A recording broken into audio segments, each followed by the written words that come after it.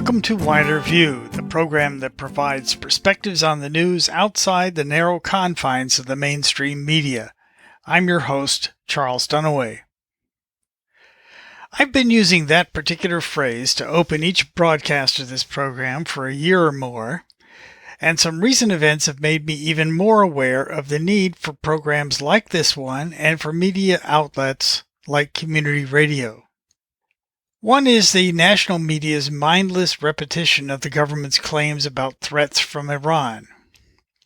Once again, the media outlets that allowed the Bush administration to lead us into a tragic and unnecessary war in Iraq are going along with the neocon operatives in the Trump administration rather than opening their pages to critical views. Another is the drastic change in my hometown newspaper here in Eugene, Oregon. The Register Guard, which was owned and operated by a local family for generations, was purchased last year by Gatehouse Media, which owns 156 daily newspapers, 364 community publications, and more than 555 local websites in 39 states. True to its reputation, Gatehouse decimated the reporting and editorial staff of the paper, replacing longtime employees with excellent credentials and strong ties to the community with new people who had neither. Where once it would publish editorials on national and international issues by local experts on 2 pages of opinion per day, it now has 1 page with local writers chosen not because of their expertise, but because they appear to represent a kind of false diversity. The news media has been in a precipitous downward spiral for decades. In 2016, the University of North Carolina issued a study called The Rise of the New Media Baron and the Emerging Threat of News Deserts.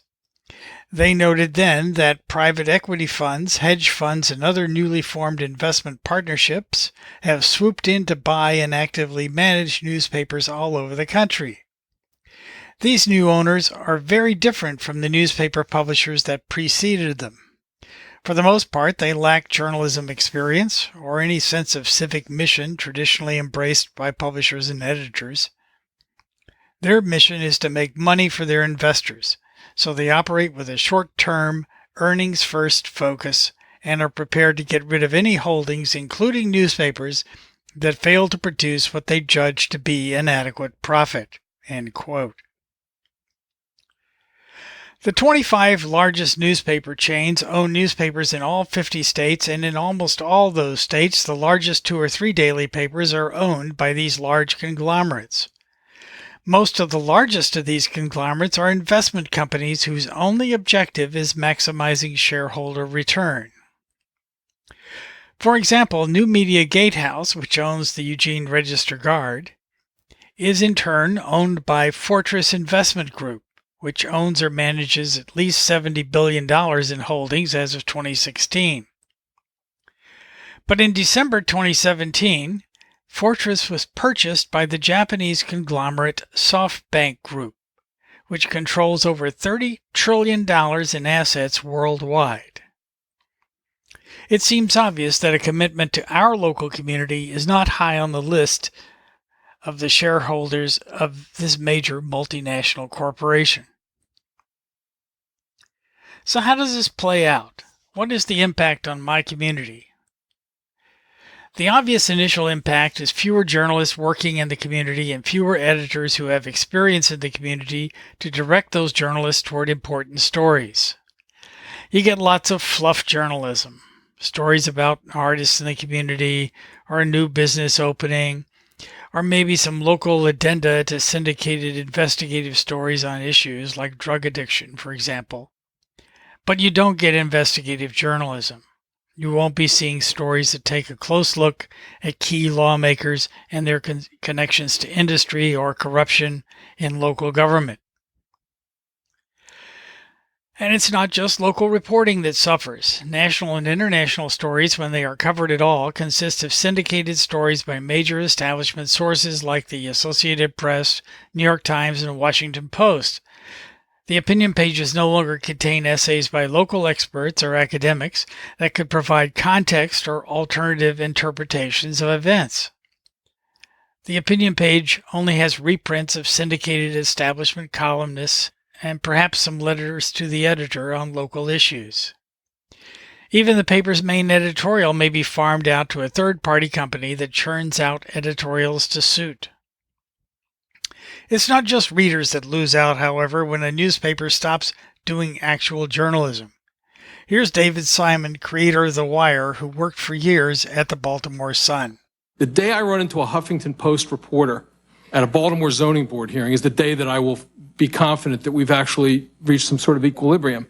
You know, there's no glory in that kind of journalism, but that is the bedrock of what keeps, the next 10 or 15 years in this country are going to be a halcyon era for state and local political corruption. It is going to be one of the great times to be a corrupt politician. I really envy them. I really do. So why are they all shutting down, all these local newspapers? Well, here's Washington Post columnist Margaret Sullivan on the economics of local papers. The business model falling apart. News organizations, they're not doing this to punish anyone. They're doing it to try to stay vital and stay alive. And it's become a tremendous challenge because print advertising has gone away. The internet came along and really destroyed that. And so now we're kind of groping for other solutions. It's a vicious cycle. As circulation of newspapers has fallen, it's no longer absolutely the best way to get your message out, or it may not be. Big department stores don't really even exist anymore. The whole retail model has changed. People are shopping online. And, the whole economics that supported newspapers has just changed so drastically. The demise of classified advertising, which was a huge boon to newspapers, is really mostly gone now. And when that went away, and it went fast, we started to have real problems. But this has happened all over the country. Newsrooms are typically something like half what they were. So you might have had, for example, a reporter covering higher education and a reporter covering, other forms of education. Now you might have one reporter who, yes, still covers education, but that reporter also is covering county hall. So, you no longer have the depth, the expertise, and, the sort of the spread of the depth and breadth of news. And that really hurts. To some extent, we don't know what we don't know. What are the stories that we're not seeing? What's the corruption that may be taking place that we'll never know about?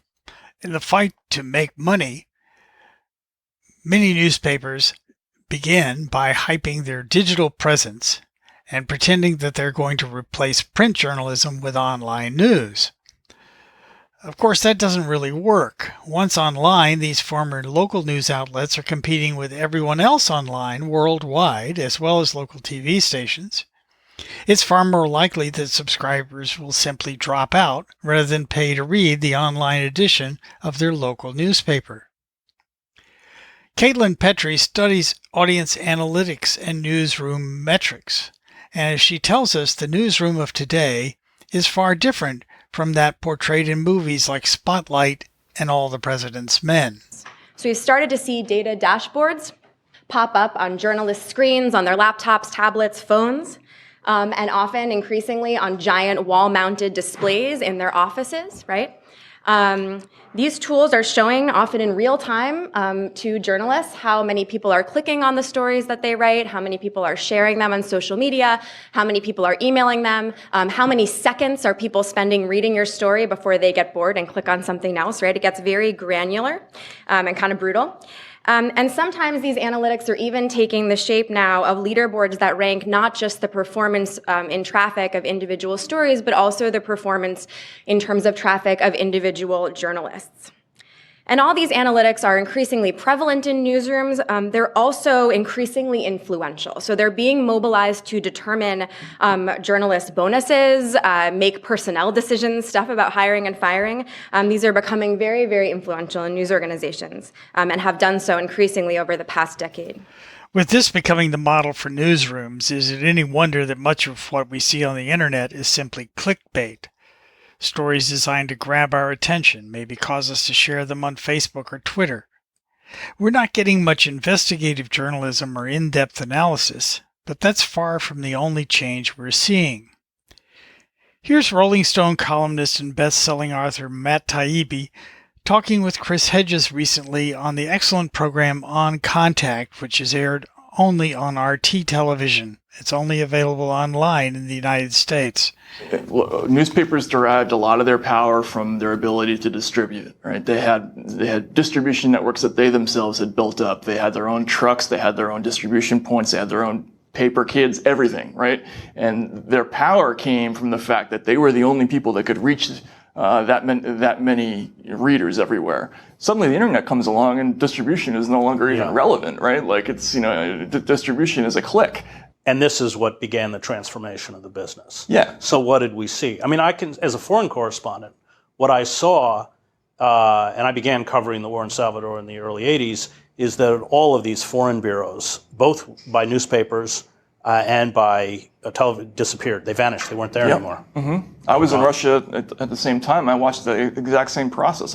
When I first got there, all the networks had big offices there, ABC, CBS, NBC, they had compounds. Yeah. And, by the time I left, 10 years later, it was down to a couple of people who were there. I mean, there were a few outlets that had, let's just say, presences of more than one person, right? And, it was usually related to a financial news service like Bloomberg or Reuters. Apart from that, they just didn't exist anymore. There was no longer that investment in news for news' sake. And so what happens? Neil Postman kind of, I think, charts this in Amusing Ourselves to Death. But then we begin to see a very different type of news. What do we begin to see? Well, there's a couple of things going on. Again, first, there's this commercial decision to start chasing audience, right? Chasing demographic. And Fox pioneers this.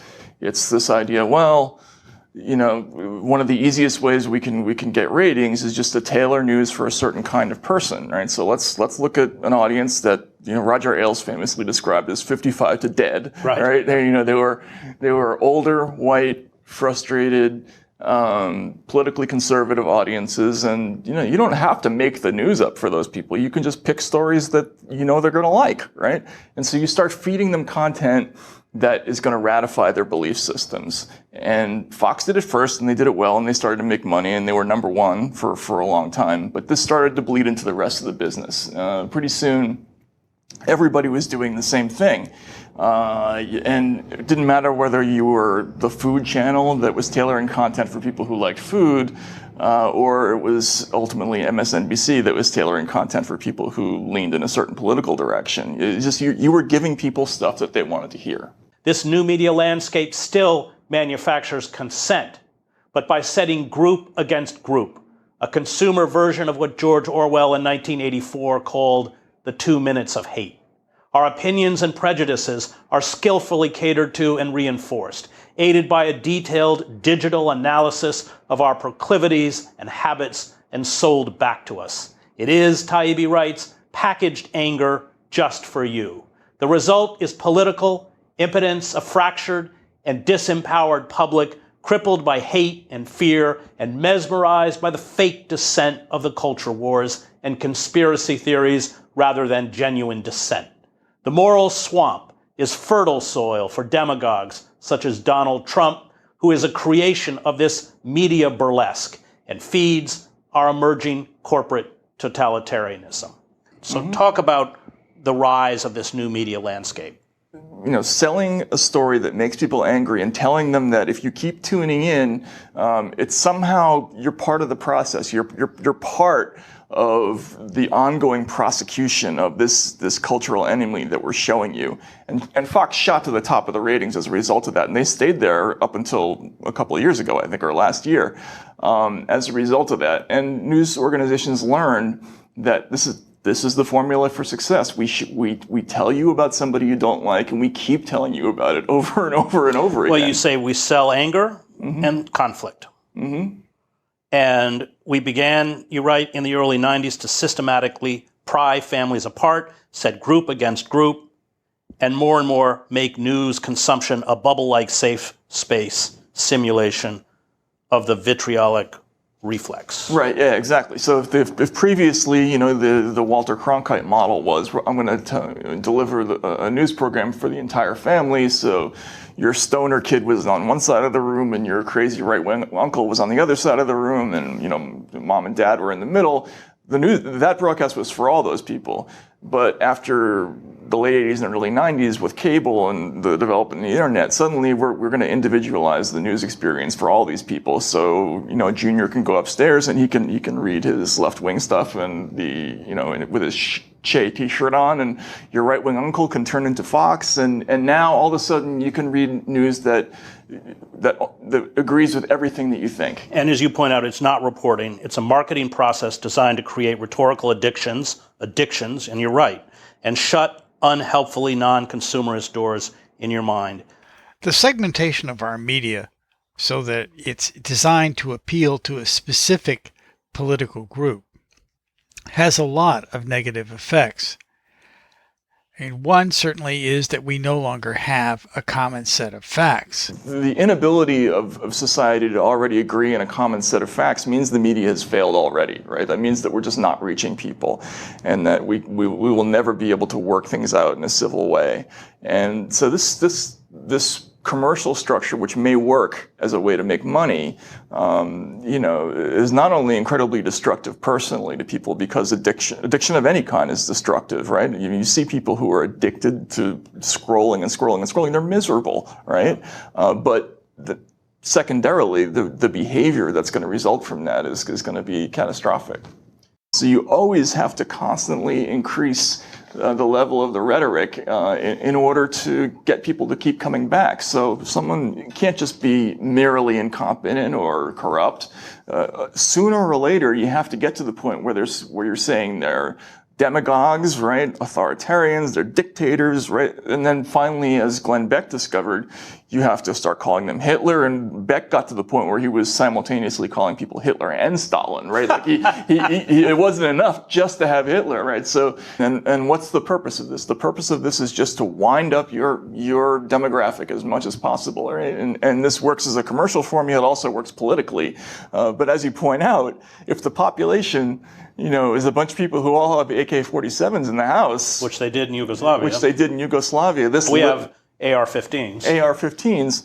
You're talking about the literal balkanization of the media, right? But it has very dangerous consequences, which I think you agree. Right. I mean, and we're seeing it in this country. We've already seen lots and lots of these mass shootings that have been directly linked to media habits, sure. But it's going to get worse. Of course it's going to, especially when the economy tanks. I think everybody needs to understand that if you're constantly winding up audiences and telling them that all of their troubles are the result of this other group that is literally Hitler, right? They're literally Nazis, or they're literally Stalin, or whoever it is.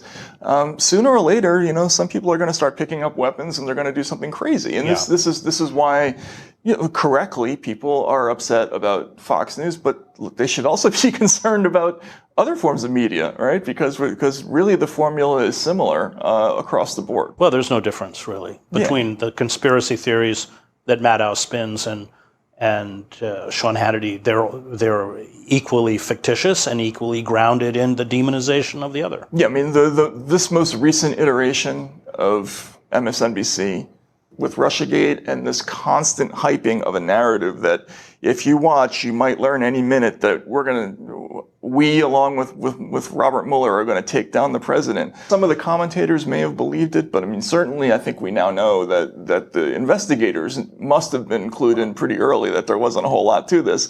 And the idea that this was hyped over and over again, and that we did this to audiences and are unapologetic about it, is, I think people have to really worry about that, because we're training people to not think critically. Yeah. Training people not to think critically. Hyping political differences to the point of calling the other side Hitler. These are characteristics Hedges and Taibbi found in the mainstream media of today.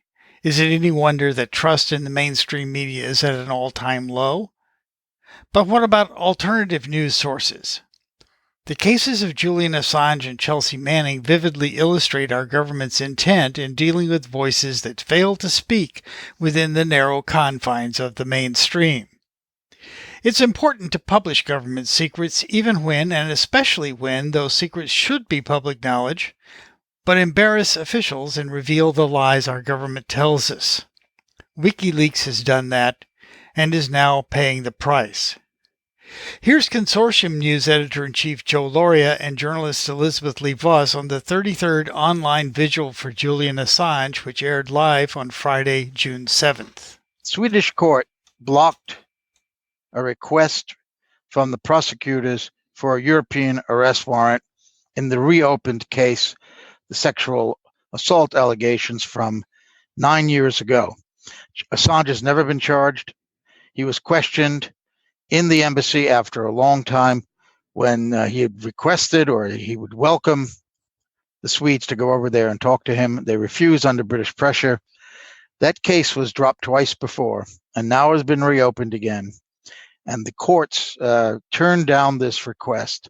Apparently, when this last happened in 2010, when Assange actually lost his extradition hearings to Sweden, which is why he went into the Ecuador embassy, the prosecutor had made the request for the arrest warrant, which was granted, not a court, and that's the way it's supposed to happen. So this time a court asked for the extradition and the arrest warrant, rather, which is necessary for the extradition, and it was denied. So he's not going to Sweden unless the prosecutors appeal, but they've indicated they will fly to London to question him in Belmarsh prison. So that was a bit of good news because in my view, it puts the pressure on Great Britain to make the decision now alone. They can't palm him off to Sweden. And the other bit of good news was, well, the United States Department of Justice decided they would not add further charges to Assange in regard to the Vault 7 release. The Vault 7 release was one of the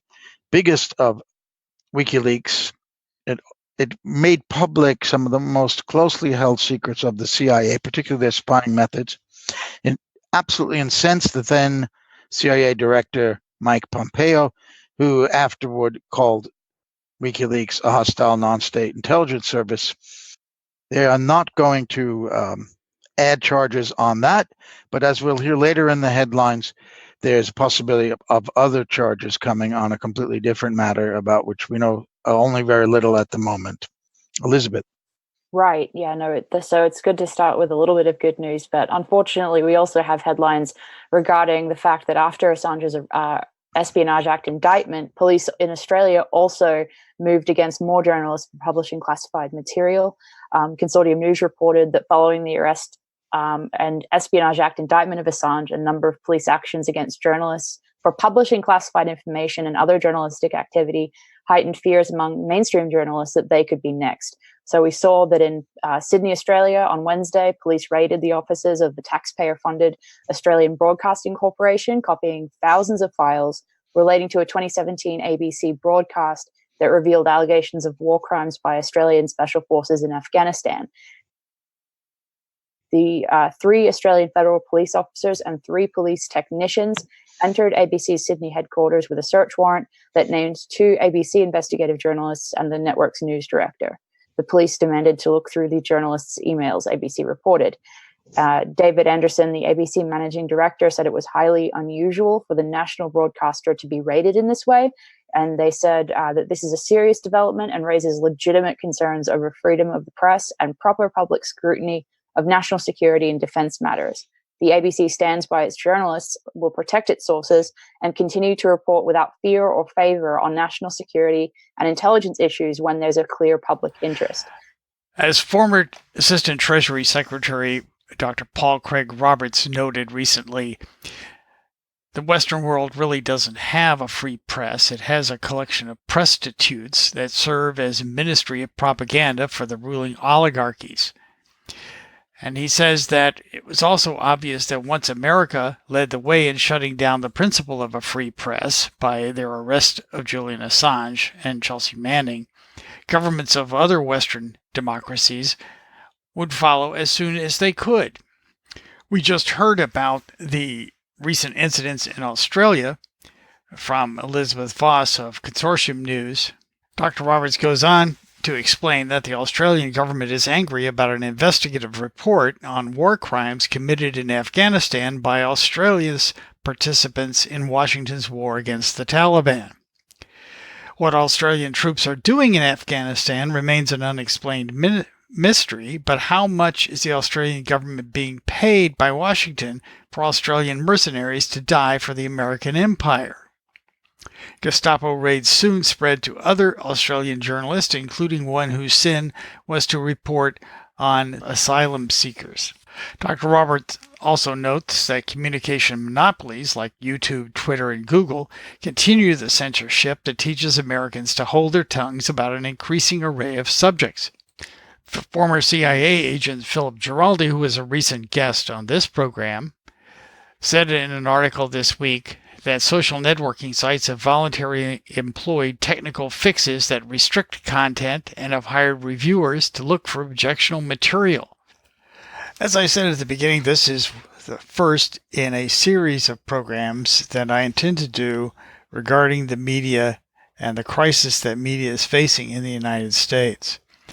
My guest next week will be Joe Emersberger, and here he is discussing the case against Julian Assange and its likely outcome. If you believe in freedom of speech, if you believe the freedom of amendment and all that stuff, I mean, the court should just squash that. That shouldn't stand a chance. But I mean, judges, we know that judges can make outrageous rulings. So ultimately, it's if people aren't mobilized and applying pressure, the fact that they even dared to do this is really alarming, because they must feel they have a chance of getting a judge to actually, or possibly even the Supreme Court to uphold this, and it would be absolutely catastrophic, because it would basically mean that the freedom of speech it doesn't really apply except to whoever the government considers to be proper journalists.